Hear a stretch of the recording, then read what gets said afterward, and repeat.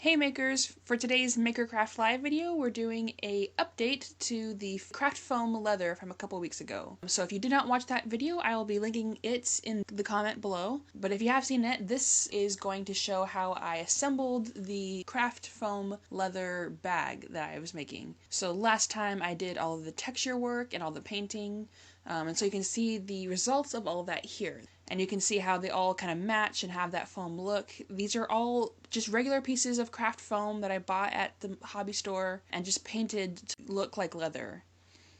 This piece here, you can kind of see I had some issues while I was trying to paint it, and it ended up getting this dark splotch. I'm just going to leave that actually. It kind of looks like something happened to the bag, got damaged or something, and so as I put it together, it'll have some more character to it. So I've got all the pieces here that I cut together, and I have them all laid out so that I know which pieces go where and how they get put together. I've got the scissors that I'll need, some twine. I'm going to be using the twine to sew my bag together. I'm going to be doing this double stitch, and I'll show you how this works later, but here's just an example of how I got it put together on this piece of test foam here. In order to do that, we're going to be using the hammer and the nails, and we're also going to be using just regular thread like you get at a sewing machine. So just regular thread and a regular needle, and I'll show you how all that gets put together later. And then to make the holes, because I don't want to punch the holes with the needle, I'm going to be using the hammer for that. So that's what the block of wood is for, and that's what these nails are for as well. I'm just going to be pounding the nails through the foam into the wood to make the holes. So the first step is to create the holes on both pieces of my foam at the same time. So just lining up my foam, and then hammer in the nail until I can feel it going into the wood. Once it's going into the wood, I can just pull it right out, and then move the nail to the next position. Trying to get these lined up. I don't want the holes to be too wavy. I don't want the thread to be kind of going all over the place. So I'm going to slowly line everything up and make sure it looks nice when I go together.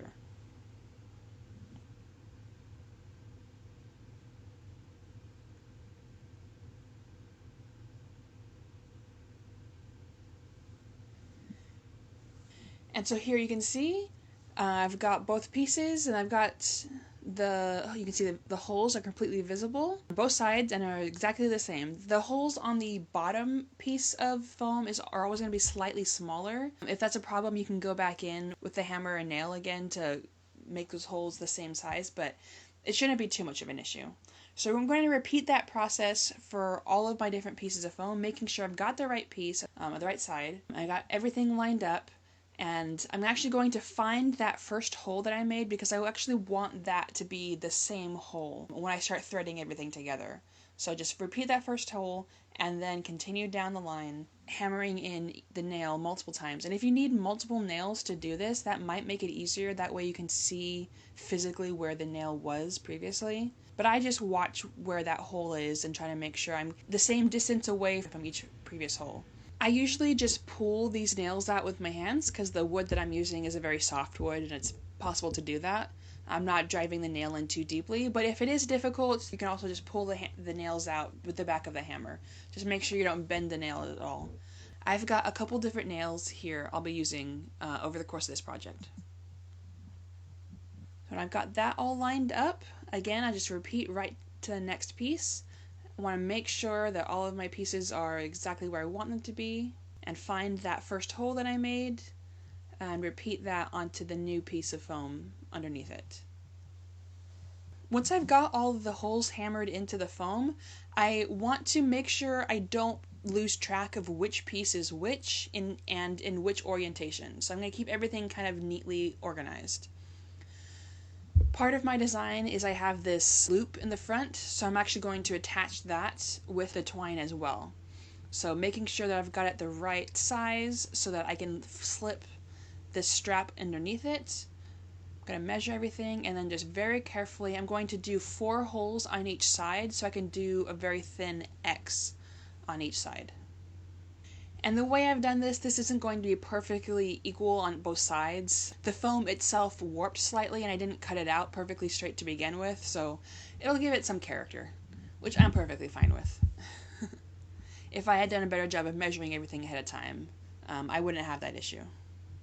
Alright, and I'm not going to make you watch me hammer through the rest of these nails. So I'll just cut right into the next bit. So now that everything's hammered in, I've got all of my pieces here, and I'm, again, being very careful to make sure I keep them all in the right order. And you can see this bottom piece here, the size of the bottom, I actually cut a bit too wide. I did that intentionally, but because I did that, it's going to be a bit too big. So I might end up cutting that bit off when I actually assemble it. I've also got one more bit of hammering I need to do, which is that front strap. I didn't want to do that first because I want to make sure I put it down far enough. But now that I've got the side bits hammered in, I can see where the front flap will be. So I'm going to just position this and make sure I've got it right where I want it to be. And then I'm going to hammer in 6 holes here so that I can make 2 X's. And this is where you can see me using multiple nails. It's very helpful, especially if I'm moving my foam piece around a bit, to have multiple nails so I can leave them in there. And then pull right out, and all the holes match up and everything, so I can sew that on when I get to that bit.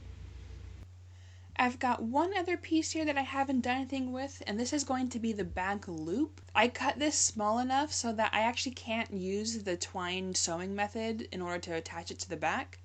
When I recorded this video, I actually did forget about that, so I am going to hammer the holes in later, but I'm going to end up just not using them. So now we're going to get started with the twine. Again, this is just to attach all the pieces together. It'll be as if we've sewn the craft foam pieces together, but we'll just be basically tying them together using the holes we've already made. So the way this is going to work is I've got this roll of twine here and I've got this roll of thread. I'm going to thread the needle with the regular sewing thread, and the needle will be small enough to go into those holes. And then I will be tying the twine onto the back of the thread. So first things first, just thread the needle. You don't need too long of a tail there, just enough to tie the twine. You do want a bit of space between the needle and the twine itself, and I'll explain what that's for later. But yeah, just take the end of the thread and just tie just a regular old knot or square knot, whatever, just to grab that twine. If you want to use different material to tie it with, wax thread apparently is actually better, or wax cord. There's other types of floss or string. If you're making something for a costume, it's always good to do some research on what the thing is supposed to be made out of and supposed to look like, so you can better mimic the original. So if you want to do research on leather crafting, you can use some of the same materials that might not be the actual leather. So I'm not going to sew this front piece on first because it actually covers some of the side holes. So I'm going to set that to the side, and I'm just going to start with the base and the front flap, just because it'll be easy to recognize. And so I literally just thread the needle through that hole, through both sets of holes, and then pull the twine out the other side. The twine is about the same circumference as the hole itself, so it'll be a little bit difficult to get the double layer of twine pulled through, but it can be done, and once you get used to the feel of it, it's just forcing it through, and it's pretty easy to do. So going across the bottom, and you can see I started in the middle here. I actually did that for a reason, and I'll show you when we get to tying it off at the end. I'm going to tie it off in the middle there, and I'll show you how that happens. But just going across the bottom, and you'll see it looks like I'm leaving these gaps. That's because the thread is on the back on one side and then on the front on the other side. We're going to go back over eventually and actually cover those gaps up, so it'll look like one long string of twine. But for now, there's going to be these little gaps here. This corner piece, we got to remember, is the same hole for both the bottom, the front, and the side. So I'm going to go up the bottom and out the front, but then I'm transitioning directly onto the side piece here. So I'm going to ignore the bottom for a little bit to push that out of the way and grab my side piece. Now, careful viewers might notice I initially grabbed the wrong side piece, so I had to redo this a bit, but eventually got it figured out. So grab the right piece, make sure everything's kept organized. We're going to go up through the second hole on the front piece and into the second hole on the side, getting ready to attach these two together. For the first few holes, it'll be a little bit difficult because it's not easy to keep these pieces lined up when I'm trying to, once I've got it three-dimensional, there's so many different things in the way. But after I've got it lined up properly, the holes are pretty easy to thread through. It's just a matter of getting the needle into the hole. You also want to make sure you're getting it into the actual hole and not accidentally poking a hole into the foam. We don't want the foam to tear at all, and so we don't want to be creating multiple holes too close to each other, because that'll encourage tearing. If you have some sort of blunt needle, that would actually be better. You want to also make sure you have a long tail of extra string or twine or whatever you're using. That's going to help so you can keep going while you're sewing. So you can see I've attached these two pieces and they actually fit together pretty well now. But now I gotta go back down my side here. So the way I'm gonna do that is actually just go straight back to the next hole that I have the twine coming out of. As much as possible, I want to get the twine actually in the middle of that hole and not to the side, but doing that might cause some problems. The twine on the previous hole might get pulled a bit, and that can cause it to snag and then not come through properly, so it's just a matter of finding out what's easiest. But that's also part of why I have that long string before the needle even gets to the twine, because I can then see if there's a snag and if there's an issue, and then just send the needle back through before even pulling the twine through. So you can see with the twine in the middle of that previous piece of twine, it kind of separates out and it makes it give it a nice straight line looking to it. Otherwise, you get kind of a zigzag or like a lightning bolt kind of shape, which you might want, but you might not. So I'm just going to go straight back through, kind of in the opposite way now, so that on the front where there was a gap, now there is a piece of twine, and so it gives a nice straight, solid looking line here. There's another way of doing this actually if you have two needles and you thread each hole at the same time from both directions. But that uses a lot of string that I didn't know how much string I was going to use, and takes some time. So now I'm actually going to go back down and attach this side piece to the bottom. I want to make sure that this corner here is pretty well kept. There's multiple different ways of sewing this. This is just how I'm doing it. And this is kind of a tricky project. It would be easier if you had kept the sides and bottom as one instead of doing this multiple piece like I did. So going back on the front, I'm actually going to go straight down onto the back instead of going on the side like I normally have been. So that's going to make that side seam look like it's going straight down onto the back. And it'll actually reinforce it and make it a bit stronger. So I'm going to repeat what I did on the front, bottom, and on the side, and just go hole by hole across the bottom to the other corner.